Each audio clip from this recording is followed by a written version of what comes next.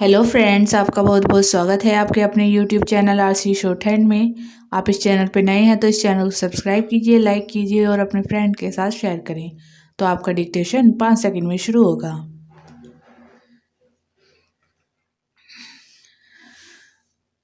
Start. उपाध्यक्ष महोदय, मैं राष्ट्रपति महोदय के भाषण पर जो धन्यवाद प्रस्ताव है उसका समर्थन करने के लिए खड़ा हुआ हूँ। मुझे इस बात की खुशी है कि हमारी सरकार ने समाजवाद का केवल नारा ही नहीं लगाया है, बल्कि समाजवाद को मूर्त रूप देने के लिए कदम भी उठाने प्रारंभ कर दिए हैं। सबसे बड़ी बात तो यह है कि गरीबी हटाओ गरीबी मिटाओ यह केवल आंदोलन ही नहीं रहा, बल्कि इसको कार्य रूप में परिणत करना भी आरंभ कर दिया गया है। इसके लिए मैं अपने प्रधानमंत्री को जितना भी धन्यवाद दूं वह थोड़ा ही है। मुझे आपसे यह भी कहने का साहस हो रहा है कि सरकार ने इस समय हमारे पहाड़ी क्षेत्रों को पूर्ण राज्य का दर्जा दे दिया है। आज तक तो वे बिल्कुल पिछड़े हुए थे। मैं आपसे यह कहने का भी साहस कर रहा हूँ कि पहाड़ी और सीमा के क्षेत्रों को राज्य का अधिकार तो दे ही दिया गया है, उनको यह अवसर भी दिया गया है कि वे अपने पिछड़े हुए इलाके को उन्नत बनाने के लिए स्वयं प्रयत्न करें और अपने पैरों पर खड़े हों। लेकिन मुझे बड़े दुख के साथ आपके सामने यह कहना पड़ रहा है कि हमारे उत्तर प्रदेश के जो पहाड़ी जिले हैं वे आज भी बहुत ज्यादा पिछड़े हुए हैं और उनको कोई देखने वाला नहीं है। मैं सरकार का ध्यान इस बात की ओर दिलाना चाहता हूँ कि कुछ दशक पहले इसी दिल्ली में पहाड़ी इलाकों के सैकड़ों भूमिहीन किसानों का एक बहुत बड़ा जुलूस निकला था और उन्हें हमारे राष्ट्रपति ने आश्वासन दिया कि उनकी भूमि समस्या हल करने के लिए वे उत्तर प्रदेश की सरकार को लिख रहे हैं। लेकिन आपको सुनकर आश्चर्य होगा कि कई वर्ष बीत गए हैं, किंतु एक चप्पा भूमि भी किसी भूमिहीन को आज तक नहीं दी गई है।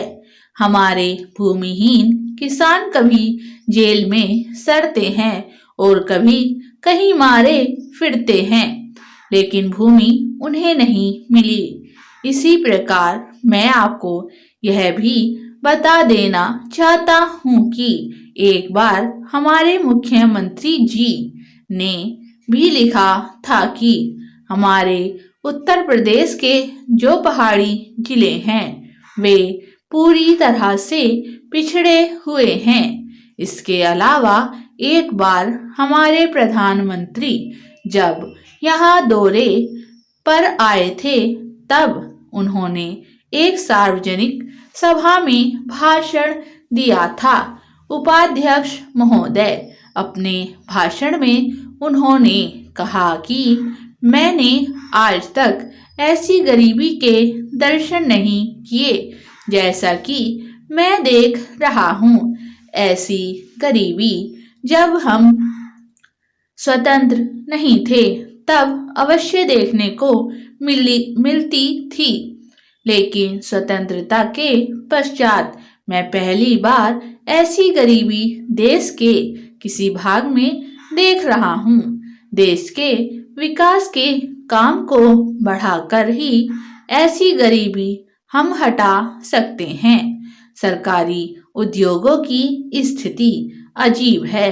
हर संभव कोशिश से और सद्भाव बनाकर सरकारी उद्योगों के कर्मचारियों को आप अच्छे वेतन देते हैं और उन्हें रहने का अच्छा स्थान देते हैं, फिर भी घाटा होता है और देश का नुकसान होता है।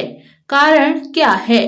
कारण यह है कि आपकी औद्योगिक नीति गलत है और जो रुपया आपके पास है उसको भी आवश्यक काम के लिए खर्च नहीं कर रहे हैं।